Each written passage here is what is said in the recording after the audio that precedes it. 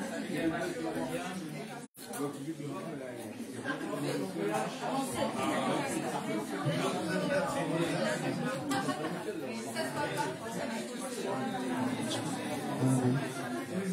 petit peu métier. Bonjour à tous, je vous invite à prendre place, à vous asseoir.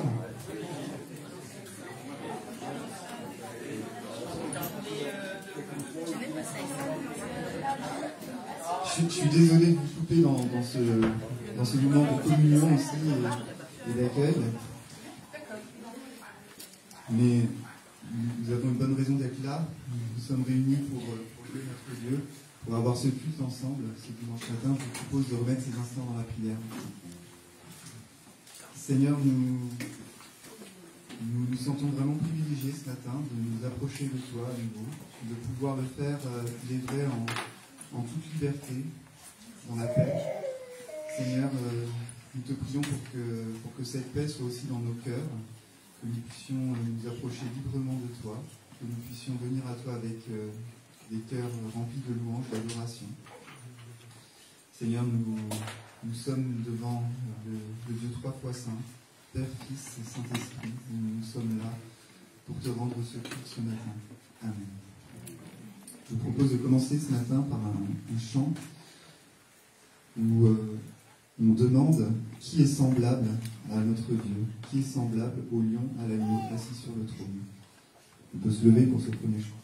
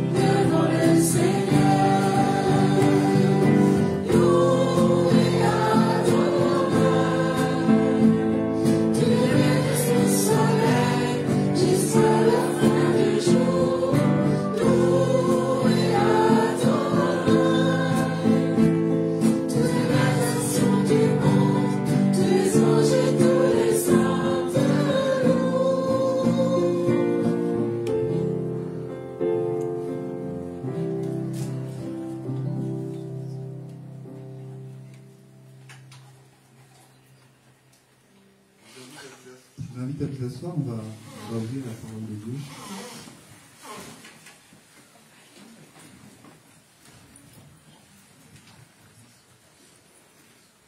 On ouvre la Bible dans les Actes, Acte 17, verset 22 au verset 34.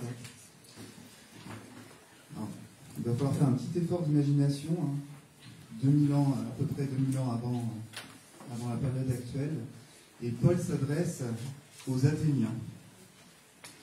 Alors Paul se leva au milieu de l'aéropage et dit « Athéniens, je vois que vous êtes à tous égards extrêmement soucieux d'honorer les divinités. En effet, en parcourant les rues de votre ville et en examinant vos monuments sacrés, j'ai même découvert un autel qui porte cette inscription, à un Dieu inconnu. Ce que vous révérez ainsi sans le connaître, je viens vous l'annoncer. Dieu qui a créé l'univers et tout ce qui s'y trouve, et qui est le Seigneur du ciel et de la terre, n'habite pas dans les temples bâtis des mains d'hommes. Il n'a pas besoin non plus d'être servi par des mains humaines, comme s'il lui manquait quelque chose. Au contraire, c'est lui qui donne à tous les êtres la vie, le souffle et toutes choses. À partir d'un seul homme, il a créé tous les peuples pour qu'ils habitent toute la surface de la terre. Il a fixé des périodes déterminées et établi les limites de leur domaine. Par tout cela, Dieu invitait les hommes à le chercher et à le trouver, peut-être comme à tâtons, lui qui n'est pas si loin de chacun de nous. En effet, c'est en lui que nous avons la vie, le mouvement et l'être, comme l'ont aussi affirmé certains de vos poètes, car nous sommes ses enfants. Ainsi, puisque nous sommes ses enfants, nous ne devons pas imaginer la moindre ressemblance entre la divinité et ses idoles en or, en argent ou en marbre, que peuvent produire l'art ou l'imagination des hommes. Or, Dieu ne tient plus compte des temps où les hommes ne le connaissaient pas. Aujourd'hui, il leur annonce à tous et partout qu'ils doivent changer, car il a fixé un jour où il jugera le monde entier en toute justice par un homme qu'il a désigné pour cela, ce dont il a donné à tous une preuve certaine en le ressuscitant des morts, d'entre les morts. Lorsqu'ils entendirent parler de résurrection des morts, les uns se moquèrent de Paul. Les autres lui dirent « Nous t'écouterons là-dessus une autre fois ». C'est ainsi que Paul se retira de leur assemblée. Cependant, quelques auditeurs se joignirent à lui et devinrent croyants, en particulier Dénis, un membre de l'aréopage, une femme nommée Damaris et d'autres avec eux. Alors le texte est un petit peu long, mais il était difficile pour moi de le tronquer, d'en enlever une partie. Je ne sais pas si vous avez remarqué, mais lorsqu'Elcio fait des prédications, il aime bien utiliser des expressions. En français, on a une expression qui dit « La curiosité est un vilain défaut ». Et pourtant, je trouve que c'est aussi parfois une belle qualité. Et Dieu et son apôtre Paul se sont servis de cette curiosité, de la curiosité des Athéniens, pour un Dieu inconnu. Je pense que vous connaissez certainement ce passage de ce Dieu inconnu. Et Dieu s'est révélé, il se laisse approcher. Et je trouve qu'il est bon pour nous ce matin, nous qui nous connaissons, la plupart d'entre nous en tout cas, qui connaissons bien la Bible, d'entendre Paul s'adresser aux habitants d'Athènes et de voir comment il leur présente ce Dieu. Est-ce que les habitants d'Athènes avaient la Bible? Non. Est-ce qu'ils avaient eu la révélation de Dieu? Non plus, ou pas encore. Étaient-ils en connaissance du plan de Dieu pour eux? Non. Ils n'avaient pas tout cela. Mais il y avait parmi eux un petit fond de curiosité. Un petit fond de curiosité suffisant pour dresser un autel à un Dieu inconnu. Pour qu'on puisse les inviter à découvrir ce Dieu inconnu, en réalité le seul vrai Dieu. Et je voudrais juste revenir sur ce verset que j'ai lu un petit peu vite au milieu des autres. Par tout cela, Dieu invitait les hommes à le chercher et à le trouver, peut-être comme à tâtons, lui qui n'est pas loin de chacun de nous. Et ce matin, ce que je voudrais dire, c'est que je ne sais pas où vous en êtes avec Dieu. Peut-être que vous le cherchez encore, sans être certain de l'avoir trouvé. Peut-être même que vous le cherchez à tâtons. Et à ce moment-là, Dieu vous invite à le retrouver, sachant qu'il n'est pas loin de chacun d'entre nous, de chacune de ses créatures. Et pour ceux qui l'ont déjà trouvé, je trouve qu'il est rafraîchissant de se poser cette question. Où est passée ma curiosité pour Dieu? De se remettre à chercher pour en savoir plus, pour augmenter notre connaissance de lui. Je suis tombé sur un article en fait, qui relate un interview d'un scientifique chrétien. Et ce scientifique était interrogé sur sa foi et sur le fait justement qu'il est difficile d'assumer pour un scientifique de croire en quelque chose que l'on ne peut pas prouver. Et voici ce que le scientifique a donné comme réponse. Il a dit « Pour moi, la foi, c'est comme une immense curiosité. Et j'ai bien aimé cette réponse. C'était une façon de dire, je ne peux pas vous le prouver, mais je vous invite à chercher, parce que Dieu n'est pas si loin, n'est pas si loin de vous. Et pour nombre d'entre nous qui l'avons trouvé, notre curiosité pour Dieu, soyons-en sûrs, ne sera jamais déçue, parce que plus on s'intéresse à lui, plus on comprend la profondeur de sa pensée, plus on peut être admiratif face à sa perfection. Ce matin, je vous encourage à être curieux de Dieu, à avoir soif de lui, à avoir envie de le louer, en réalisant que lui a envoyé son Fils, Jésus, pour mourir et ressusciter, mourir en prenant notre péché, ressusciter en accomplissant pour nous une promesse de vie. Je vous propose de lire, avant qu'on continue dans la louange, dans Éphésiens 1, versets 17 et 21, jusqu'à 21.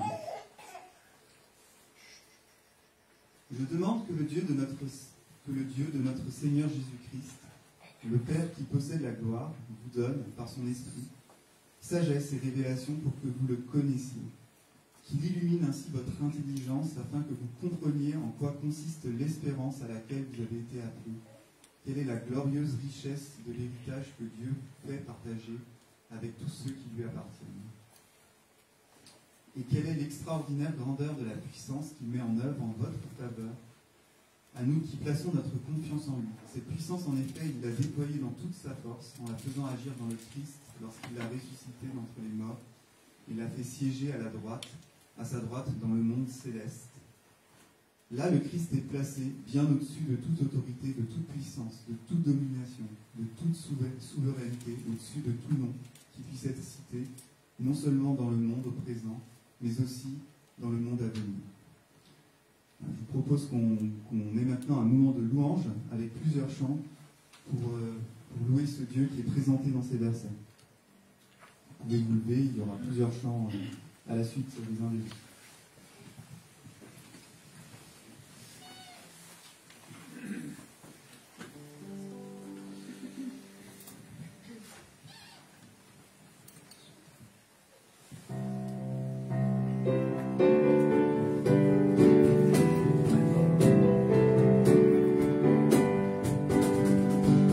Hosanna, Hosanna, au plus haut des cieux.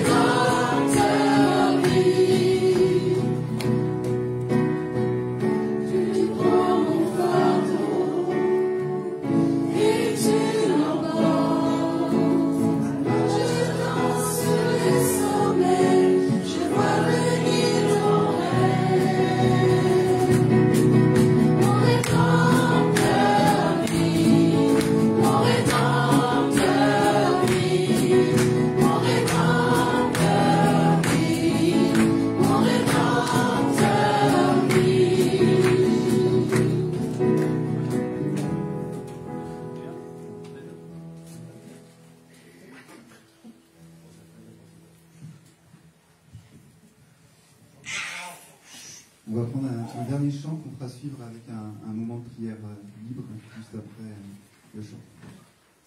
À l'agneau de Dieu.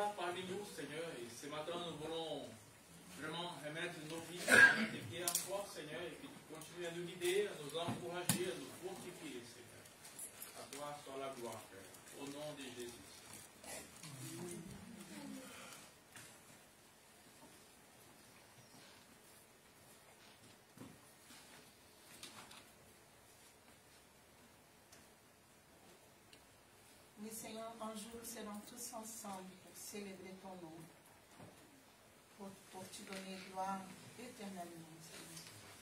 Nous serons tous ensemble pour t'adorer, Seigneur. Merci pour ta présence au milieu de nous. Merci parce que tu es mort pour nous, Seigneur. Mais tu as ressuscité. Merci pour ta présence, ton amour, Seigneur. Nous te louons, Seigneur. Et nous voulons être avec toi tous les jours de notre vie. Au nom de Jésus. Amen. Seigneur, merci pour ce temps de louange. Merci pour l'adoration que nous pouvons faire monter vers toi par notre cœur, notre bouche, notre pensée. Seigneur, nous voulons t'adorer ce matin. ce Dieu qui nous était aussi inconnu auparavant, nous l'avons rencontré Jésus qui nous a sauvés, qui nous a rachetés. Seigneur, merci pour ce texte que nous avons écouté ce matin, que ces Athéniens qui avaient fait une statue à un Dieu inconnu, et ce Dieu inconnu, Seigneur, c'est toi, Seigneur, qui veut changer les vies, changer les cœurs. Seigneur, merci ce matin de nous remplir de ta présence, au nom de Jésus.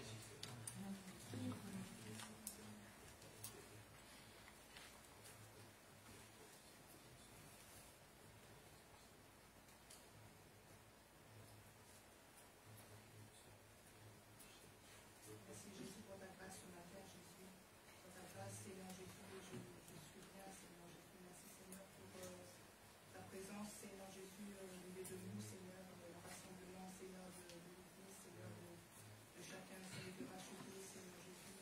Merci pour ta présence, Seigneur, qui nous donne envie de Jésus.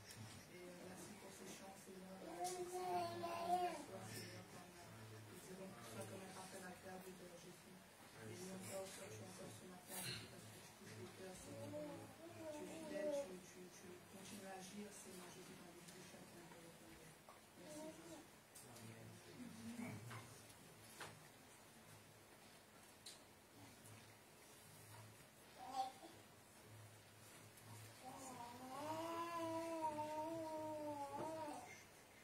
Merci Seigneur parce qu'il n'y a que toi qui mérites d'être glorifié. Tu es au-dessus de tout, Seigneur, tu es tout puissant. Et je vais te demander pardon pour toutes les fois où dans mes pensées, dans mes comportements, je ne te glorifie pas. Amen.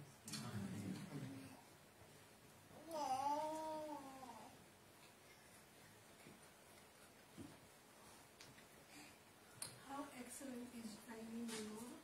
Heaven and earth together proclaim how excellent is thy name. It's always a privilege, Father, to come to you, to worship your name, to honor your name, to glorify you. Thank you for your presence. As we're about to go into your word, we invite your Holy Spirit to guide us, not to just understand, but to live your word. Thank you for your forgiveness. Thank you for your grace. Thank you for your love. Thank you for your protection. We honor, we worship, and we magnify you in Jesus' name. Amen.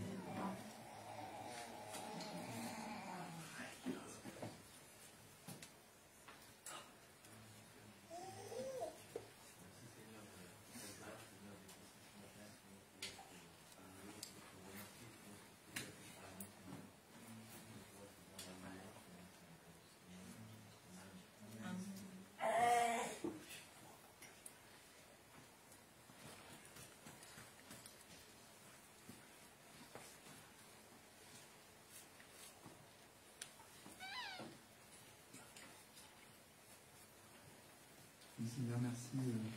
C'est vrai que tu es tout à fait pour beaucoup d'entre nous un Dieu inconnu, mais nous avons tant encore à découvrir en ta présence, en nous approchant de toi, tant à méditer. Nous avons tellement de chemin encore à faire, à grandir pour comprendre ta grâce, pour la répandre aussi autour de nous. Seigneur, tu continues aussi à nous enseigner. Nous allons être reconnaissants parce que toi, tu te laisses approcher. Tu as fait aussi ce pas vers chacun d'entre nous. Tu nous attires à toi. Et tu permets que nous puissions te rejoindre, Seigneur, grâce au sacrifice de Jésus. Nous sommes infiniment reconnaissants de cette grâce que tu fais, qui est renouvelée pour chacun d'entre nous. Amen. On va prendre encore un chant qui parle justement de la grâce de Dieu au travers de Jésus, avant que je laisse la parole à Elsie pour le message.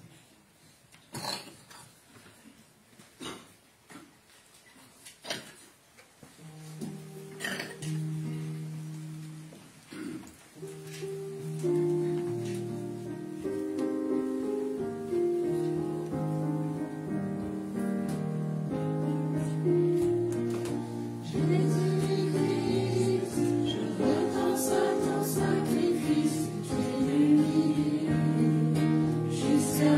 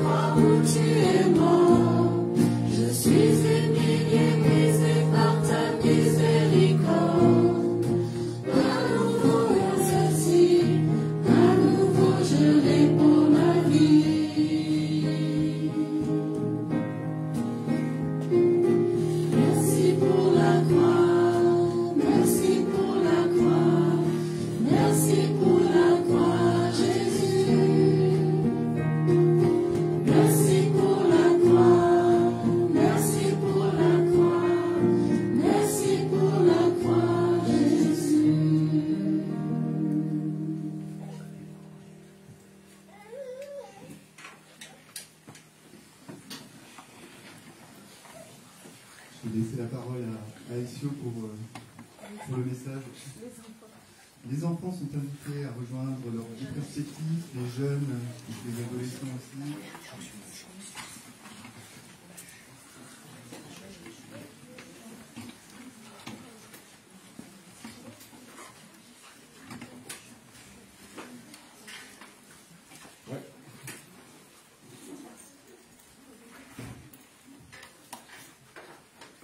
Je me rappelle quand je suis venu la première fois ici à Châteauroux, je n'ai pas remarqué qu'il y avait beaucoup d'enfants.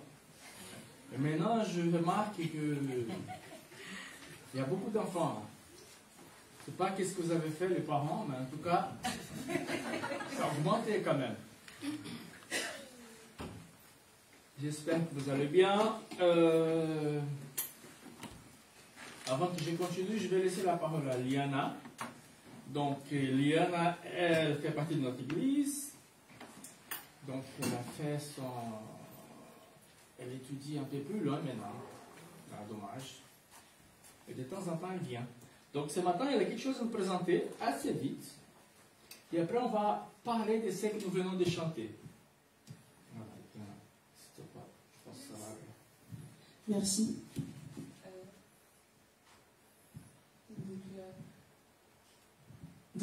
Bonjour à tous, je m'appelle Liana, je suis étudiante en école de commerce à Bordeaux et il faut savoir qu'au début de cette année scolaire, j'ai rejoint une association qui s'appelle Soliders et en fait qui regroupe plusieurs projets internationaux dont un qui s'appelle Entreprenasia que j'ai rejoint donc au début de l'année.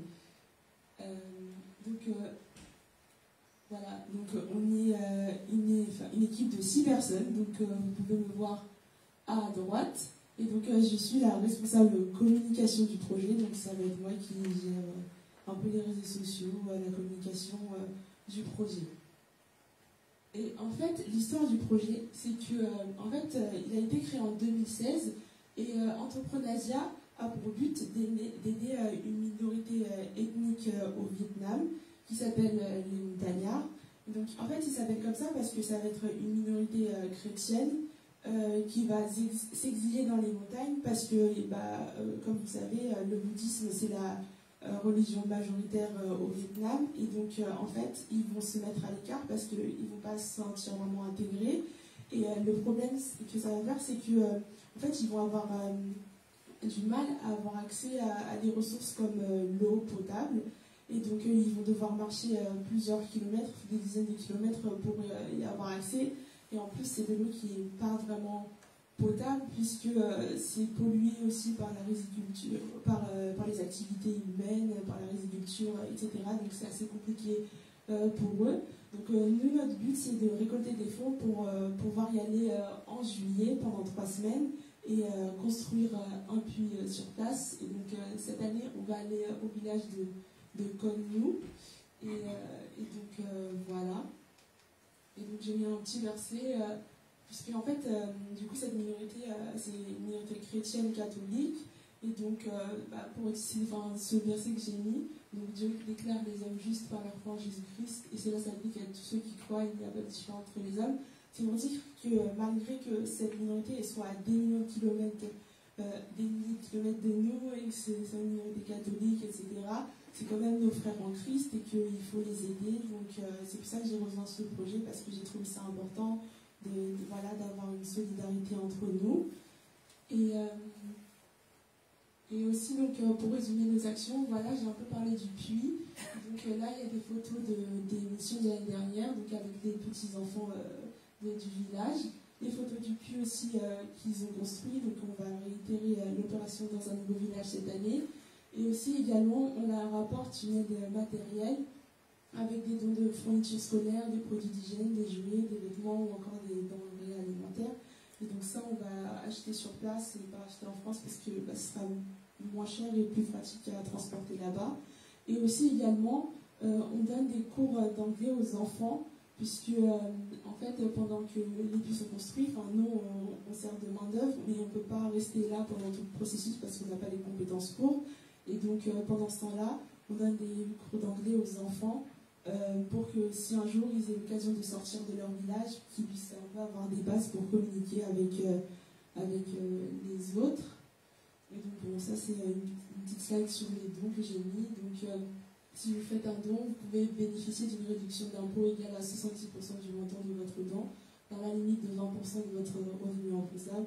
Donc, sachez que vraiment tous les dons, que ce soit de 2 euros, 5 euros, 10 euros, c'est vraiment le geste qui compte pour nous. Donc voilà, c'est ça qui est important pour nous, c'est pas la somme. Et donc en fait, on a créé un crowdfunding. En fait, c'est une cagnotte en ligne. Là, j'ai mis le QR code, mais si jamais vous ne savez pas trop comment ça marche, vous pouvez venir me voir à la fin du culte si vous avez des questions ou si vous avez besoin d'aide dans vos démarches, si vous êtes intéressé.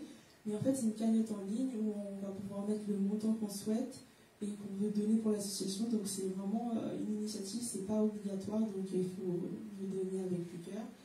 Donc, voilà, donc je crois que j'ai tout dit.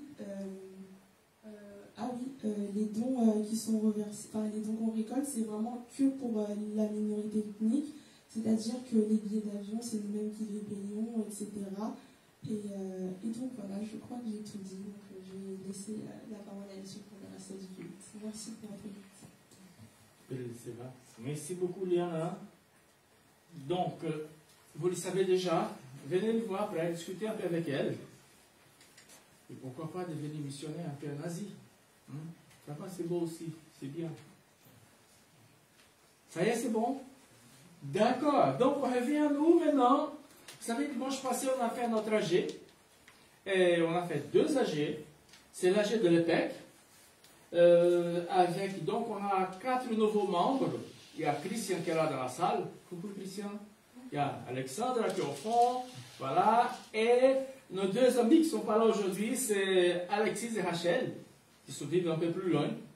Donc, on a 4 nouvelles personnes qui se joignent à nous en tant qu'Église. Voilà. En tant que membres. Et nous avons fait aussi pour l'UFO l'AG extraordinaire de la CEP. Et maintenant, la CEP, elle a donné la place à une nouvelle association qu'on va parler d'ici quelques jours, qui s'appelle Kairos. Kairos vient du grec, qui ça veut dire un temps fixé, un temps défini, une époque décisive, un temps favorable et opportune. Donc nous croyons que nous vivons un nouveau temps ici, et avec beaucoup de surprises de la part du Seigneur. Amen. Vous êtes d'accord?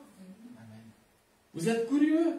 Parce que Joël, tout à l'heure, elle a parlé de mot curiosité. Donc, d'abord, je voulais remercier pour ce culte. Merci pour le temps de louange. Merci parce que le Seigneur nous fait toujours confiance. Et pour faire avancer son œuvre ici-bas. Je suis content d'entendre de Liana pour ce projet. C'est bien, c'est ça qu'on aimerait voir. De plus en plus de gens engagés, soit d'une manière ou de l'autre. Donc, il ne faut pas penser, ah, ça ne me concerne pas. Non, ça nous concerne. Donc, dis à toi-même, ça me concerne. Vous le dire à vous-même. Ça me concerne. Voilà, ça me concerne. Donc, vous savez, nous sommes au premier dimanche du mois d'avril. Et je pense que vous connaissez cette semaine. Bientôt, ça sera Pâques. Dimanche prochain, sera Pâques. Donc, la grande fête de Pâques. C'est à ce moment que beaucoup de gens viennent à l'église. Ils attendent Pâques pour venir à l'église. J'espère que dimanche prochain, il y a plein de gens qui seront là. Ils savent ça un peu partout, comme ça. Donc, pendant cette semaine, avant que je commence à prêcher, je vous encourage à lire les évangiles. C'est un défi que je vous donne. Vous aimez le défi? Oui, je le sais. Hein? Garcia. C'est... Allez. Donc, si vous pouvez lire les évangiles, Jean, l'évangile de Jean, à partir du chapitre 14 jusqu'au verset 20, ça c'est bien. Si vous n'avez pas beaucoup Jean, vous allez à Matthieu, chapitre 20 au chapitre 27. Donc je vous donne 2 exercices à faire. Soit vous choisissez Jean, soit vous choisissez Matthieu. Donc Jean 14 à 20 et Matthieu 20 à 27. C'est la dernière semaine de Jésus sur cette terre. Vous allez voir qu'il a beaucoup bougé, il a fait pas mal de choses. Et il a fait des choses extraordinaires. Il a rencontré les gens, il a parlé, il a expliqué qu'est-ce qui va se passer un peu plus tard, à la fin de la semaine? C'est vrai que les disciples n'ont pas bien compris, mais je vous laisse le défi de lire, de découvrir ça. Et dimanche prochain, on va reparler de ça. Ça y est, c'est bon? Donc, il ne faut pas avoir peur si je vous pose des questions. Des questions. Non, je ne ferai pas ça, mais... Curiosité. Joël a parlé tout à l'heure de curiosité. Est-ce que nous sommes vraiment des gens curieux? Ok, peut-être non. Personne n'a pas répondu, ça va, donc on va continuer. Jésus-Christ, comme vous l'avez jamais vu. Donc, c'est le thème de mon message de ce matin. Et nous allons ouvrir nos Bibles maintenant. Jean, au chapitre 2, à partir du verset 13 jusqu'au verset 22. Donc, ça va passer quelque chose là. Hop. Hop. Voilà. Jean 2, 13 à 22. Et vous gardez vos Bibles ouvertes parce qu'on va revenir sur ce texte plusieurs fois. Donc, comme ça va donner envie d'être curieux toujours quand je parle ici. Vous dites, tiens, c'est vrai, c'est ça qu'il dit. Jésus-Christ, comme vous ne l'avez jamais vu. Donc, on avance et je vous laisse lire le texte. Merci, Rachel. Ça va devenir une habitude. Ouais. Le jour où les Juifs célèbrent la fête de la Pâque était proche et Jésus se rendit à Jérusalem. Il trouva dans la cour du temple des marchands de bœufs, des brebis et de pigeons, ainsi que des changeurs d'argent installés à leur comptoir. Alors, il prit des cordes, en fit un fouet, et les chassa tous de l'enceinte sacrée avec les brebis et les bœufs. Il jeta par terre l'argent des changeurs et renversa leur comptoir. Puis, il dit aux marchands de pigeons, « ôtez cela d'ici, c'est la maison de mon père. N'en faites pas une maison de commerce. » Les disciples se souvinrent alors de ce passage de l'Écriture, « L'amour que j'ai pour ta maison, ô Dieu, est en moi un feu qui me consume. » Là-dessus, les gens lui dirent, « Quel signe miraculeux peux-tu nous montrer pour prouver que tu as le droit d'agir ainsi? » « Démolissez ce temple, leur répondit Jésus, et en 3 jours je le relèverai. » « Comment ?» répondirent-ils. « Il a fallu 46 ans pour reconstruire le temple, et toi tu serais capable de le relever en 3 jours? » Mais en parlant du temple, Jésus faisait allusion à son propre corps. Plus tard, lorsque Jésus fut ressuscité, ses disciples se souvinrent qu'il avait dit cela, et ils crurent à l'Écriture et à la parole que Jésus avait dit. Amen. Oui, Seigneur, nous te louons et nous te remercions encore ce matin. Merci pour ta grâce, ta bonté, ta miséricorde, Seigneur. Et nous sommes à nouveau devant toi, Seigneur. Et nous voulons entendre ta voix, nous voulons entendre, Seigneur, ta parole. Nous voulons entendre aussi, Seigneur, ce que tu veux nous dire. Et nous voulons déjà te dire, Seigneur, qu'on est prêt pour obéir et suivre tes commandements. Au nom de Jésus, Seigneur. Amen. Amen. Donc, gardez vos Bibles ouvertes. Vous vous rappelez quel est le premier chant que nous avons chanté ce matin?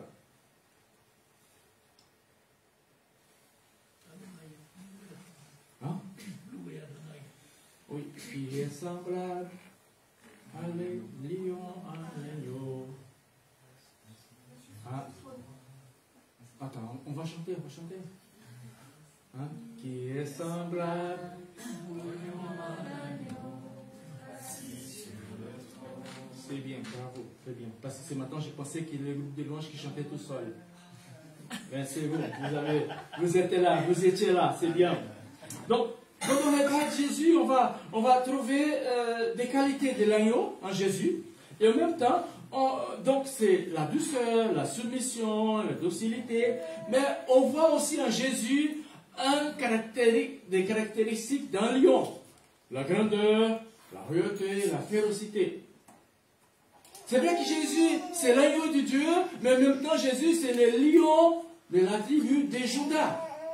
Donc, si on regarde l'agneau et le lion, on ne peut pas les mettre ensemble. Vous savez, parce que sinon, l'agneau va manger le lion. Ah non, c'est au contraire. Le lion, il va probablement. Voilà. Mais Jésus, c'est l'agneau et c'est le lion de la tribu du Juda. Et Jean, le même Jean qui a écrit l'évangile, il va expliquer ça d'une autre manière. Et là, je vais vous lire Apocalypse, chapitre 5, versets 4 à 6. Je lis dans la version que j'ai sur mes yeux. Et je me mis à pleurer abondamment parce qu'on ne trouvait personne qui fût digne d'ouvrir le livre et de le lire. Alors, l'un des représentants du peuple de Dieu m'a dit, ne pleure pas. Voici, il a remporté la victoire. Les lions de la tribu de Juda, les rejetons de la racine de David, pour ouvrir le livre de ces 7 sceaux. Alors j'ai vu au milieu du trône des 4 êtres vivants et au milieu des représentants du peuple de Dieu un agneau qui se tenait debout. Il semblait avoir été égorgé. Il avait 7 cornes, 7 yeux, et qui sont les 7 esprits de Dieu envoyés par toute la terre.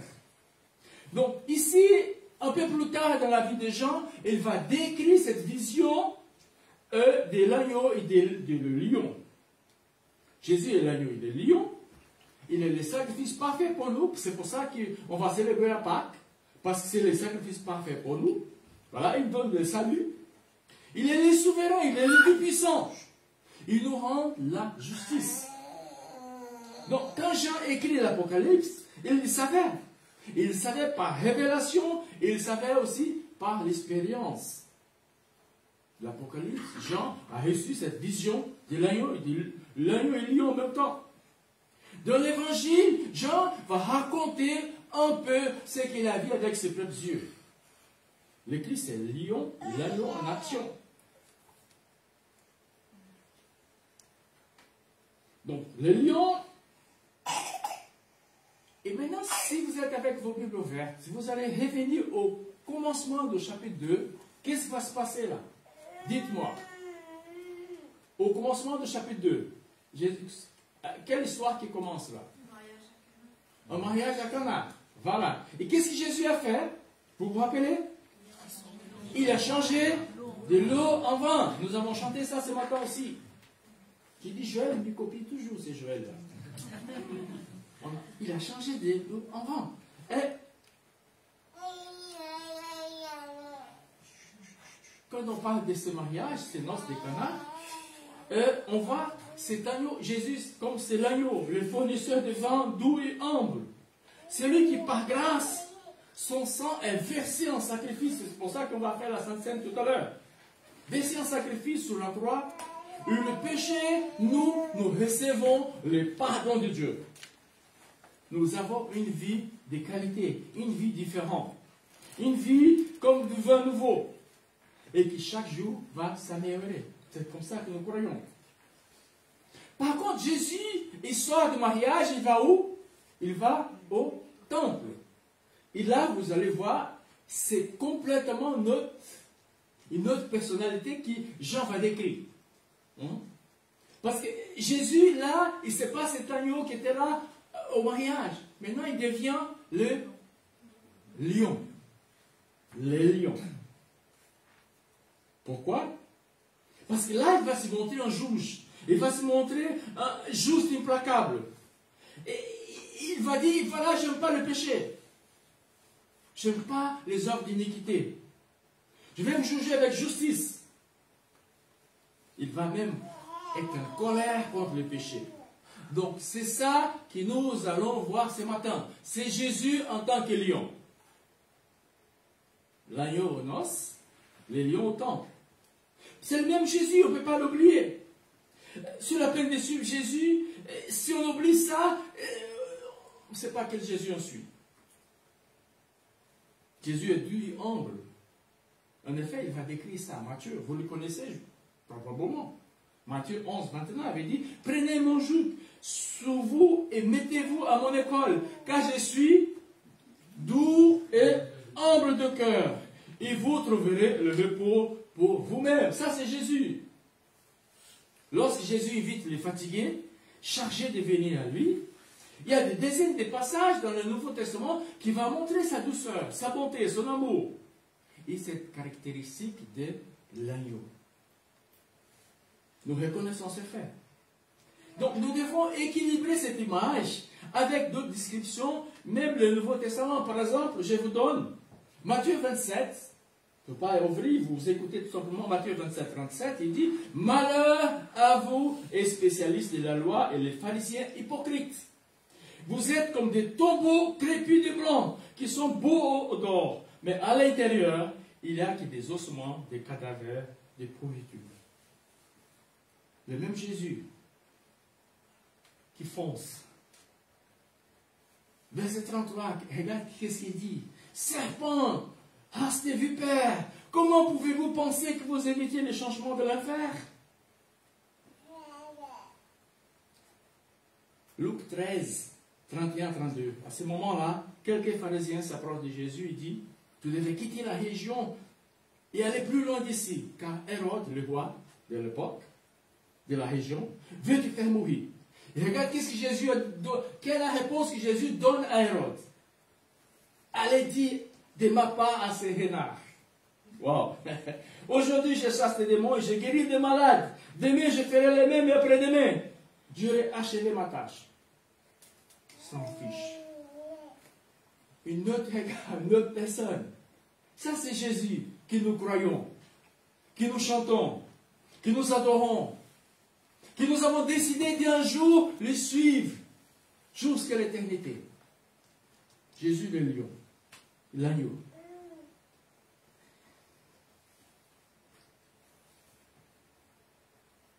Jésus l'agneau que tout le monde connaît.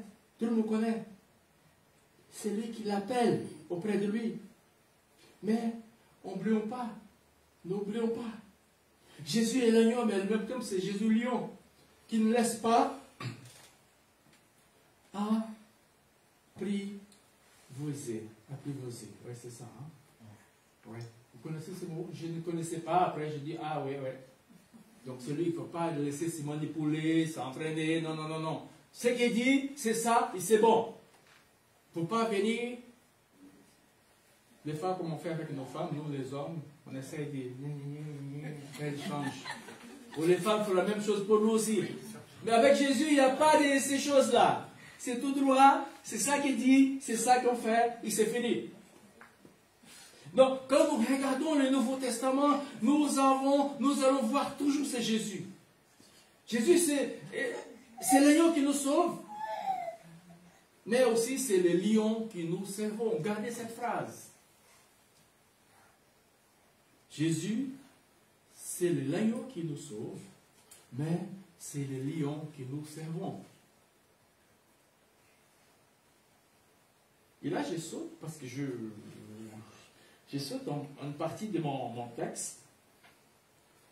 Mais Jésus, comme vous, ne l'avez jamais vu. L'agneau qui quitte les noces et les lions qui rentrent dans les temps. Pourquoi j'en ai écrit comme ça?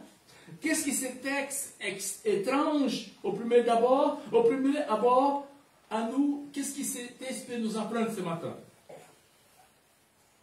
Je voulais vous montrer un Jésus, peut-être que vous n'avez jamais remarqué, ou peut-être vous remarquez déjà, vous dites, tiens, c'est vrai, c'est comme ça que je pense.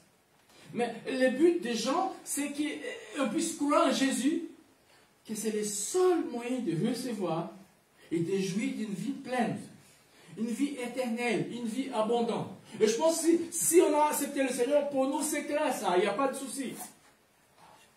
Le problème, c'est qu'avec beaucoup de gens, cependant, ils vont confondre religiosité avec relationnement. Religiosité, c'est une chose. Relationnement, c'est une autre, complètement différente. Une chose, c'est la religion. Une autre chose, c'est la communion avec Dieu. Et c'est ça que nous voulons développer de plus en plus ici dans cette église. Nous voulons pas de religion. Parce qu'elle est pleine.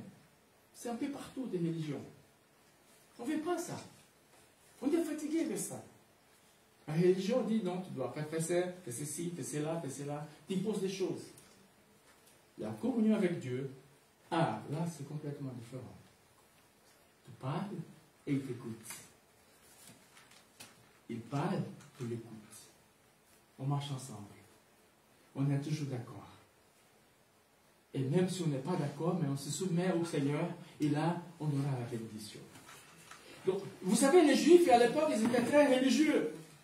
Mais ils n'avaient pas aucune communion avec Dieu. On voit ça dans les évangiles. Ils étaient des religieux. Ils faisaient tout, même pour faire la dîme. Même si des petits serments, ils pouvaient faire ça. Et ils voulaient donner la dîme. Pour manger, il faut laver la main, parce que sinon... Et Jésus, il vient, il casse tout.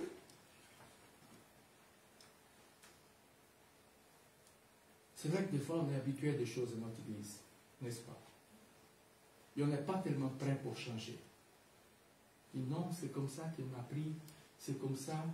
Et là, on continue à faire des choses, des siècles, des siècles. Tout faire pourquoi? Ah, je ne sais pas, parce que quand je suis je sais comme ça. Hein? Jésus va aller au temple pour nous montrer que nous sommes capables, écoute bien cette phrase, de pervertir même la foi pour garder une bonne conscience en tout en jouissant des plaisirs du péché. Il fait front alors et désigne les remèdes pour ces gens-là. Après tout, il n'y aura pas de qualité de vie tant que nous n'irons pas vers le Christ et la bonne manière. C'est par Jésus qu'on vient en Christ. Par Jésus qu'on vient à Dieu. Les gens disent, il y a un dit-on, c'est pas si c'est ici, mais chez nous, ils disent, tous les chemins amènent à Rome. Et des fois, les gens disent, non, c'est comme ça, on est tous les mêmes dieux. Hein? On croit tous au même Dieu. On fait tous la même chose. Et en fait, non. Il y a un seul chemin. C'est Jésus. Et nous l'avons trouvé. Amen. Nous l'avons trouvé. Gloire à Dieu, nous l'avons trouvé. Et cette relation avec l'agneau qui est Jésus, donc, nous développons cette relation. Mais en même temps, on ne doit pas oublier que Jésus, c'est le lion. Et dans le temple, quand on regarde l'histoire dans le temple de Jérusalem, il va démontrer l'argument selon lequel il ne suffit pas d'avoir un semblant de religion ou de religiosité. Ce n'est pas ça qui compte. Le Seigneur va en profondeur. Et c'est pour ça que j'aime Jésus, parce que je vous avais dit déjà plusieurs fois, je peux vous tromper, vous savez. Je peux être tout propre. Mais à l'intérieur, je peux avoir des mauvaises pensées, mauvaises choses. Et là, le Seigneur, il connaît tout. Là, avec lui, on ne peut pas s'en sortir. On ne peut pas mentir. Il est là. Voilà, c'est comme la lumière devant nous. Voilà, il le voit. Et le Seigneur va démasquer l'hypocrisie de ces gens. Il va mettre le cœur. Et là, j'aimerais que ce matin, qu'il puisse mettre notre cœur en détail, en amenant vers le salut de plus en plus. Donc, qu'est-ce qui nous enseigne cette visite de Jésus au temple? D'abord, c'est comme la religion sans Christ. Et comment est la religion sans le Christ? Et qui nous enseigne la présence de Jésus dans le temple de Jérusalem. Donc, on va voir assez vite maintenant, on va avancer, on va courir, parce que sinon je perds. Vous allez dormir, je ne veux pas que vous dormiez ce matin, vous allez dormir dans l'après-midi. D'abord, c'est les premières choses qu'on voit, c'est les ailes de Jésus, les ailes. Est-ce que vous avez déjà vu quelqu'un qui a une crise de colère? Peut-être vous-même. Hein? Non, je sais que vous êtes bon, bien, faites pas ça. Mais, si vous avez déjà vu quelqu'un qui a une crise de colère, c'est horrible. Hein? C'est horrible. C'est pas facile. Et si c'est toi-même, si c'est mon cas, après je suis tellement découragé. J'ai honte de moi-même. Et, vous savez, on vit dans la maison, moi, Snoopy et Sueli. Avec Snoopy, toujours ça va bien. Mais avec Sueli, des fois, c'est un peu compliqué. Et des fois, quand je me bagarre avec Sueli, je discute avec elle, ça me fait tellement mal. Et après, je dis, voilà, comme je dois revenir maintenant, donc j'essaie de... bref, la colère qu'elle a des fois. C'est pas tous les jours, mais des fois, ça peut... Et c'est vraiment choquant pour ceux qui sont là et pour ceux qui nous regardent.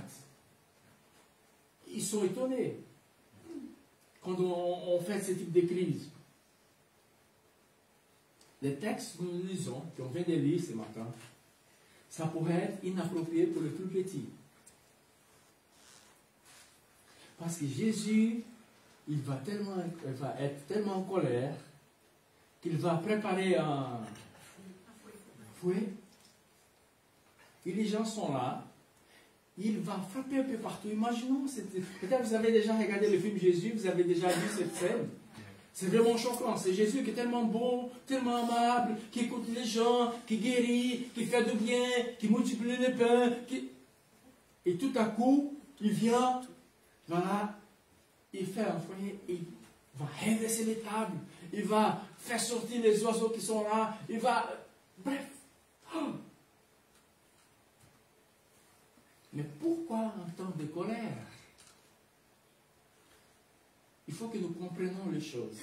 Peut-être en regardant comme ça, ah bon, c'est ça, ton Jésus, c'est comme ça, j'ai découvert la Bible, j'ai lu la Bible, il a cassé partout là. C'est pas vrai. C'est vrai, je le jeune celui-là. Pourquoi qu'il a fait ça? Bon, je vais vous lire un peu. En Rois 8, verset 10 à 11. C'est au moment que le temple était consacré. C'est le même temple qu'on vient de lire. En fait, ça c'est le second. Mais le premier, après ils ont refait le temple à la même chose, de la même façon. Mais regarde comment ça devait se passer les choses dans ce temple.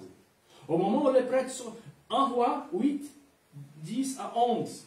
Au moment où les prêtres sortirent du lieu saint, la nuée lumineuse remplit le temple de l'Éternel. Les prêtres ne peuvent pas y rester pour accomplir le service à cause de la nuée, car la gloire de l'Éternel remplissait les temples. Jésus rentre au temple, le même temple. Le sacerdote sont là. Ils devaient faire le service. C'est la même chose. Jésus, cependant, rentre dans le temple. Est-ce qu'il voit la gloire de Dieu? Qu'est-ce qu'il voit? Les marchands qui sont là, les bêtes à vendre, les marchands des tables, les changeurs, des pièces de monnaie. Et Jésus va se poser la question, où est la gloire de Dieu dans ces lieux? Comment cette gloire a disparu? Israël a méprisé les commandements et les décrets de Dieu pour servir ses propres règles et ses propres interprétations. Il n'y a pas besoin de lire, mais Matthieu 5, c'est bon sur la montagne, Jésus va parler de ça. Matthieu 5, 21, 28, il va décrire un peu comment les gens ont commencé à interpréter la loi. Comment les gens faisaient pour... Vous savez, des fois, on est très très malin, hein, nous en tant qu'être humain. Des fois, nous utilisons les choses parce qu'ils nous font bien, fait du bien. Donc, c'est comme ça, oui, pour moi c'est bien. Donc je prends les choses, je note, et je dis, parce que ça me fait du bien. Mais dès que quelqu'un vient me confronter, dès que quelqu'un vient dire, c'est pas comme ça, je dis, ok, je quitte cette église. Ce n'est pas le cas ici. Hein. Et si vous quittez, il n'y a pas beaucoup d'églises pour y aller, donc restez ici chez vous. Il y a des gens qui disent, voilà, je quitte, je vais faire ma vie ailleurs.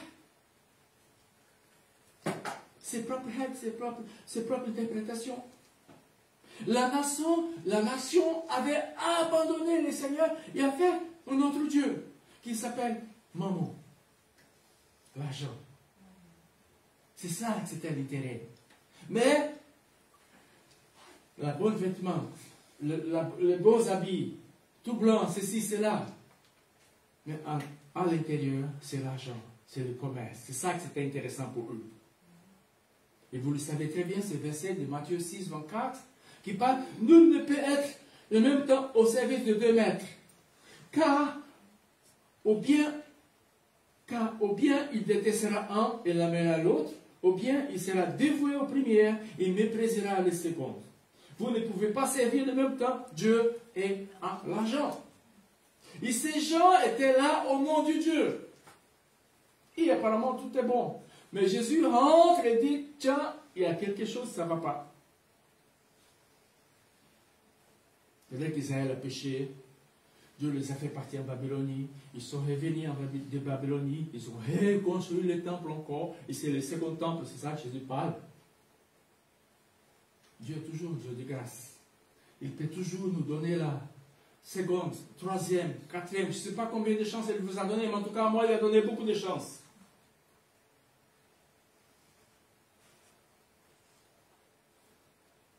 Jésus va rentrer dans ce temple et voir le péché, les gens. Et là, il se met en colère.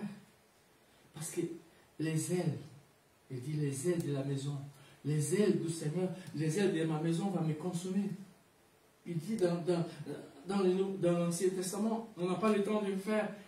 Je pense, la grâce et la gloire avaient fait place à des œuvres et au profit.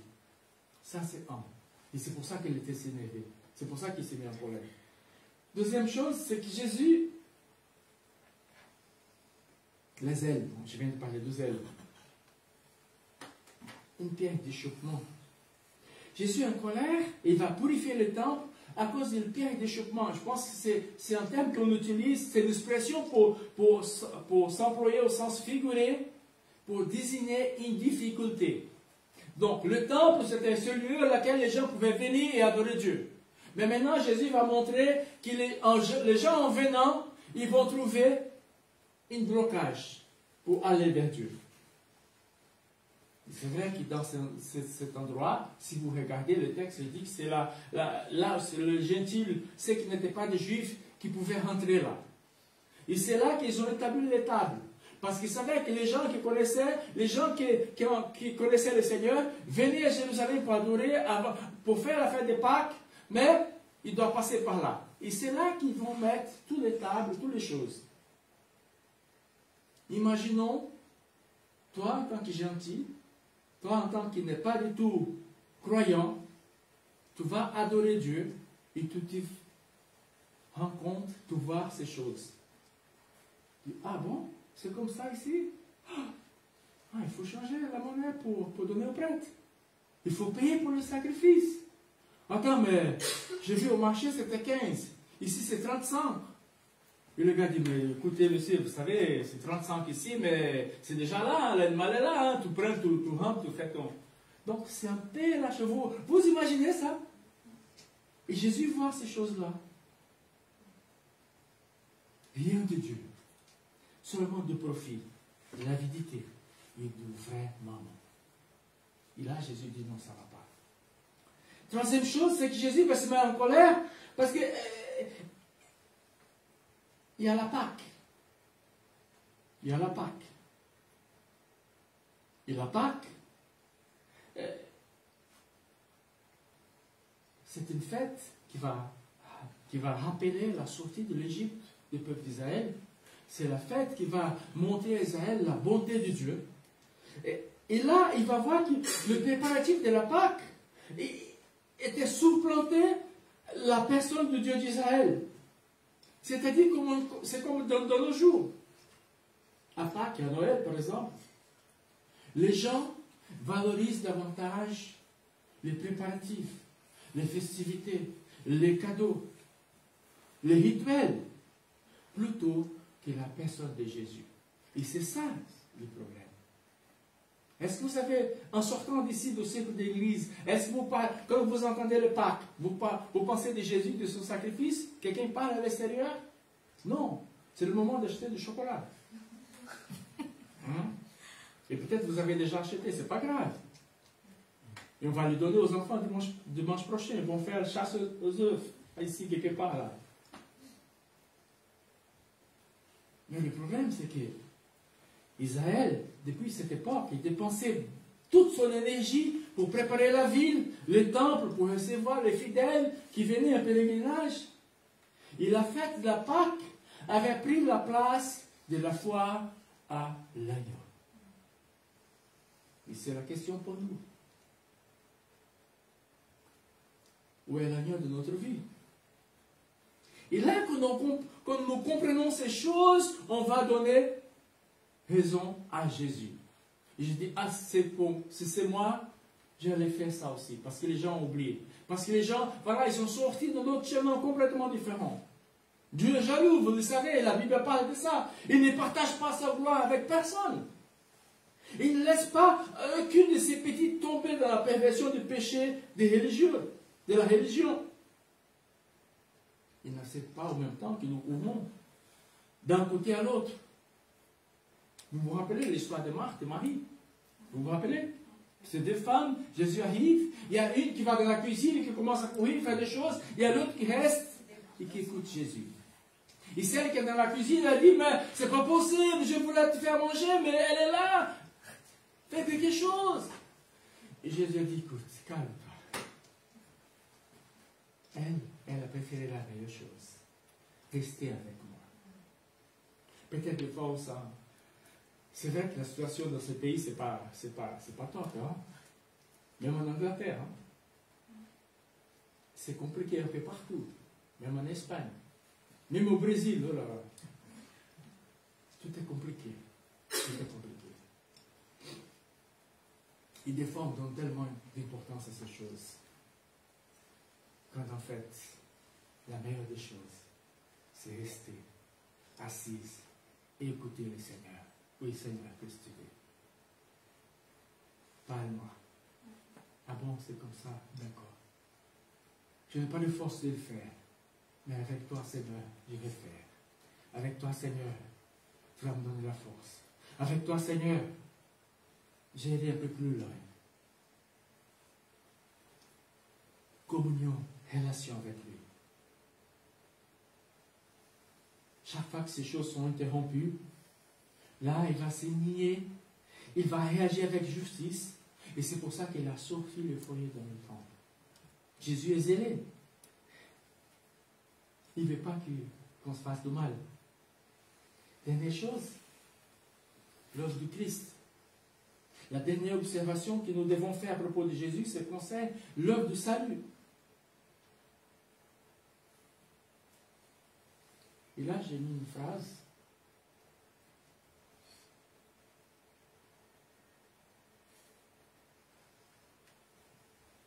Et ça, c'est Jésus, parce que quand vous allez voir le texte, quand Jésus va faire ça, qu'est-ce que les religieux vont dire? Mais pourquoi tu fais ça? Oh, ça, c'est un lieu sacré, saint. Comment tu peux le faire? Et en fait, il voulait détourner Jésus de ce que Jésus voulait faire. Mais comme Jésus connaît le cœur, il dit, écoute, non, je vous connais. Je sais ce que vous faites, c'est pas de l'honorer Dieu. Votre truc est l'autre, c'est l'argent, c'est le profit. Donc il va contre ces arguments des gens. Arrêtez de parler et de vous enfuir dans une tangente avec des conversations moins importantes. Ne plus s'accrocher à de la religiosité sans Christ. Laissez la tradition, c'est un peu ça qu'il va dire. Refusez une spiritualité sans Christ. Tout Israël, c'est ça la phrase. Depuis le début jusqu'à maintenant, il a compris que ce temple n'existe pas dans un seul but. Désigner ma personne, annoncer ma venue, préfigurer mon œuvre de salut. Et c'est pour ça qu'il dit, je vais détruire ce temple en 3 jours, et les gens n'ont rien compris. Parce qu'il parlait de lui-même. Il parlait qu'il va mourir, qu'il y aura la Pâque, qu'il va ressusciter, il va donner une nouvelle vie, une nouvelle façon de voir les choses. Et Jésus a annoncé son œuvre du salut, qui est l'apôtre Paul. Il va résumer très bien en Corinthiens 15, 1 à 4. Donc, je ne vais pas lire. Mais c'est là. Il est venu pour nous sauver. Il est mort, il est ressuscité. Il est le lion, il est l'agneau. Le Jésus comme nous n'avons jamais vu. Donc je voulais passer une autre chose. On va faire la Sainte Seine. Et après je vous laisse la place pour prier si vous voulez. Donc je vais lire un verset. Maintenant c'est le dernier. J'invite les 2 personnes que j'ai déjà parlé pour venir devant, là, ils vont rester là. Il y a un va prier pour le pain, l'autre va prier pour le vin, pour le jus de raisin, et là on va distribuer dans la salle. Vous pouvez venir les 2, vous pouvez rester là à côté. Et je vais vous lire 1 Pierre, chapitre 3, le verset 18. En effet, le Christ lui-même est mort une fois pour toutes, pour tous les péchés des êtres humains. Lui était innocent. Il est mort pour des coupables, afin de vous conduire à Dieu. Lui a été tué dans son corps, mais l'Esprit Saint, lui, a rendu la vie. Amen. Alléluia. C'est ce Jésus que nous adorons. C'est ce Jésus que nous proclamons. C'est ce Jésus qui nous a pardonné nos péchés. C'est ce Jésus qui a ouvert une nouvelle voie à la vie pour nous. Et maintenant, nous le marchons dans cette voie. Et nous l'allons jusqu'à l'éternité. C'est un moment d'intimité. C'est entre vous et Dieu maintenant. Ce n'est pas votre femme, ce n'est pas votre enfant, ce n'est pas quelque chose. C'est vous et Dieu. Nous qui croyons en Jésus. Nous qui avons accepté comme sauveur. Nous qui avons professé la foi et que nous la professons jusqu'aujourd'hui. Et peut-être c'est le moment de vous examiner et de dire, tiens, voilà, cette semaine, ce n'était pas assez bien. Demandons pardon au Seigneur. Partons d'ici ce matin en cherchant à vivre une nouveauté de vie. Souvenez-vous des 3 petites choses que je vais vous dire encore. Les ailes de Jésus. Souvenez-vous de l'autorité de Jésus. Et souvenez-vous de son œuvre. L'agneau qui est mort pour nous faire place. Je laisse soit un ou l'autre prendre les éléments et prier. Et après, on va distribuer dans la salle. Tu peux commencer, Nicolas. Seigneur, merci Seigneur pour ta grâce, Seigneur, pour ce matin. Seigneur, merci Seigneur pour ces éléments, Seigneur, pour ce pain, Seigneur, que tu as donné pour nous, Seigneur, comme sacrifice, Seigneur. Et nous, Seigneur, ce matin, tu nous donnes la force aussi d'accomplir ton œuvre, Seigneur, pour accomplir, Seigneur, ta parole, Seigneur, et nous à faire, Seigneur, ce que tu veux, Seigneur, à pouvoir nous examiner, Seigneur, et à avancer pour toi, Seigneur, pour ta grâce. Au nom de Jésus, Amen.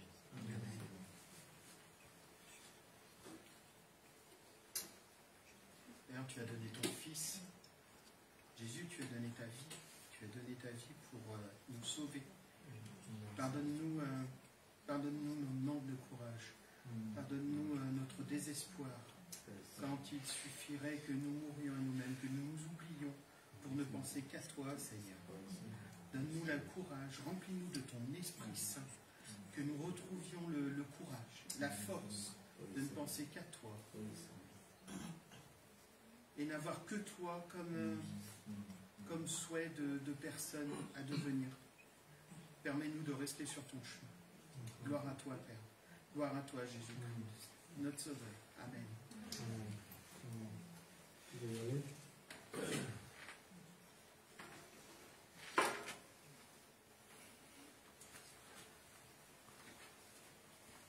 Qui est mort pour nous, Seigneur.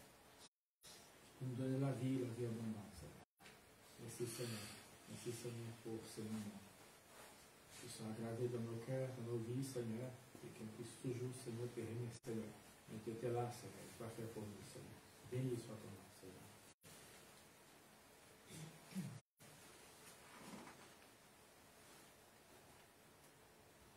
Seigneur, merci parce que tu es le lion de Juda. Notre Seigneur autoritaire, mais une autorité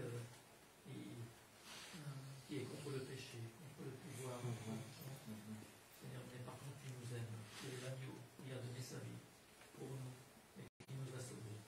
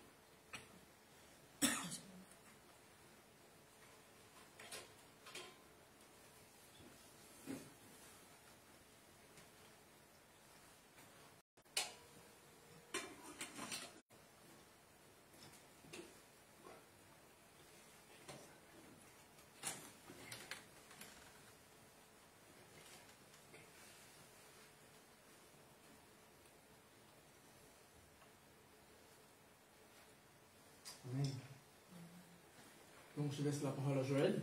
Ça va passer un tout petit peu le culte, mais restez tranquille, ça va y aller. Tout va bien finir.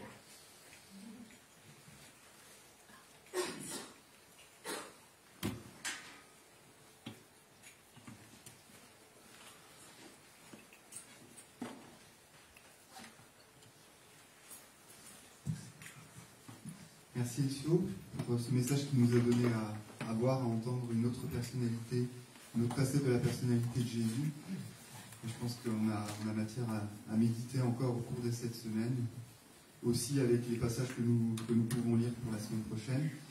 On va passer maintenant au moment des annonces, avec quelques événements dans la vie de l'Église qui vont venir. Dimanche prochain, le culte à 10h30. Ça, c'est pas grave. La réunion de prière cette semaine aura lieu donc par Zoom. Une semaine sur deux en présentiel, mais cette semaine c'est là. Alors le 15 et 16 avril, ça fait un moment qu'on vous en parle, il y a un séminaire de louanges qui est organisé. En fait, c'est un groupe qui vient de l'extérieur de l'église, une équipe qui s'appelle SALT, et qui va venir animer plusieurs sessions le samedi après-midi notamment, de 15h à 17h. Le soir, on aura un concert. Donc c'est le même groupe qui organise le concert. Donc, tout le monde est convié, tout le monde est invité pour les deux. Et ils animeront aussi le culte avec nous à 10h30 le dimanche matin. Donc, je voudrais vraiment préciser que tout le monde est bienvenu à la fois pour le concert. Là, on va être assis, on va écouter, mais aussi pour les différentes sessions. Enfin, pour la session du samedi après-midi, on n'a pas besoin d'être forcément un musicien expérimenté, aguerri. On peut venir simplement, si on aime chanter, si on a envie d'approfondir un petit peu ce domaine de la louange. Eux, ils sauront prendre chacun avec ses qualités, avec l'apport qu'on pourra donner. Et je pense que c'est bien qu'on puisse aussi renforcer cet aspect dans l'Église. En tout cas, tout le monde est bienvenu. Et pour la soirée, vous pouvez venir aussi, et c'est ouvert à un public même plus large que l'Église si vous souhaitez. Je pense que j'ai tout dit par rapport à ça. Notez bien les dates en tout cas, ça va venir vite maintenant, c'est dans 2 semaines. La prochaine séance de conversation anglaise aura lieu donc, cette semaine, le 5 avril, de 9h30 à 11h30, ici même à l'église. Le week-end Boost, donc c'est un week-end qui concerne les jeunes de la région centre. Collégiens, lycéens. Ouais. Donc collégiens, donc la tranche d'âge 12-18 ans. Marie, Claire et moi, on y sera. Donc on sera surtout dans le staff pour l'organisation des repas. Mais voilà, bon, je participerai un petit peu à la louange. Mais en tout cas, on se réjouit que les jeunes de la région centre, qui sont souvent un petit peu isolés dans les églises, puissent avoir un événement et voir qu'ils sont finalement un petit peu plus nombreux et pouvoir aussi un petit peu avoir des moments d'échange, de dialogue entre eux. Je pense que c'est une très bonne initiative. En tout cas, si vous n'y allez pas, ou si vous ne connaissez personne qui y va, vous pouvez prier pour nous, parce que c'est un moment important dans la vie des églises de la région centre. Et si on vous propose une permanence pastorale, donc les mercredis après-midi, ce qui veut dire que vous pouvez venir, c'est ici même à l'église, ici même à l'église, si vous le souhaitez, il est là, il est à votre disposition pour parler avec vous.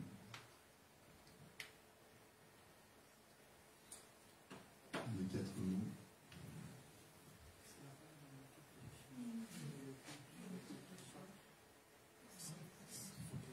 Et je vous propose qu'on prie encore pour...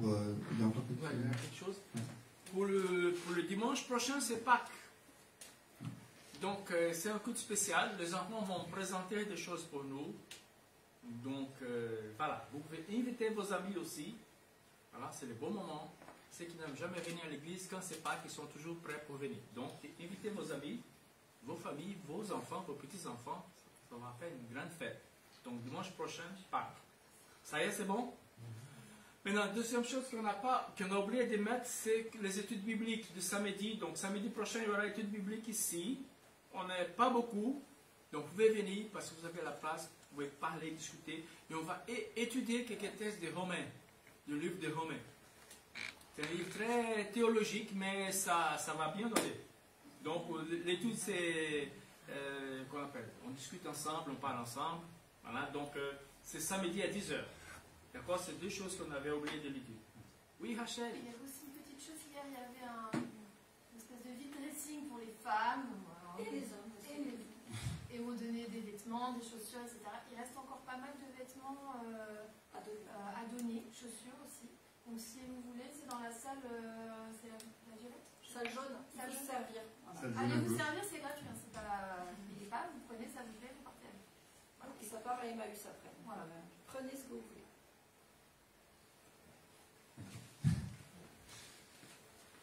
Et je vous propose qu'on termine par la prière encore. Seigneur, merci pour ce moment passé ensemble à te louer, à écouter ta parole, à être enseigné. Seigneur, qu'on puisse repartir dans notre semaine avec cette même préoccupation de rester attaché à toi, de rester proche de toi. Seigneur, tu veux vraiment faire partie de notre vie, tu veux être là pour nous, tu veux être au cœur de nos préoccupations. Et nous voulons que ce culte, oui, continue pendant le restant de cette semaine, que nous puissions avoir nos yeux dirigés vers toi. Seigneur, je te prie de bénir chacun ici, de bénir aussi les projets de l'Église qui vont être entrepris pendant les semaines à venir. Nous te confions vraiment nos personnes, nos ressources, elles sont entre tes mains. Amen. J'ai oublié de vous dire que, bien sûr, il y a la possibilité de faire une offrande pour l'Église dans la boîte qui est située au fond de la salle. Et pensez aussi, si vous avez été, si vous êtes senti concerné, si vous avez été touché par le témoignage de Liana, à vous rapprocher d'elle pour pouvoir éventuellement faire un don pour son association. Voilà, je vous souhaite un très bon dimanche à chacun et une bonne semaine. Merci.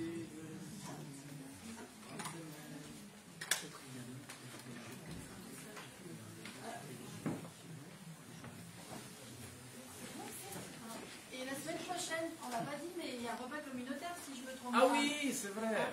Pour ceux qui veulent. Oh là là. Donc dimanche prochain, on va manger ensemble. Donc apportez quelque chose, j'aimerais bien goûter ce que vous allez apporter. Donc, j'ai apporté quelque chose là.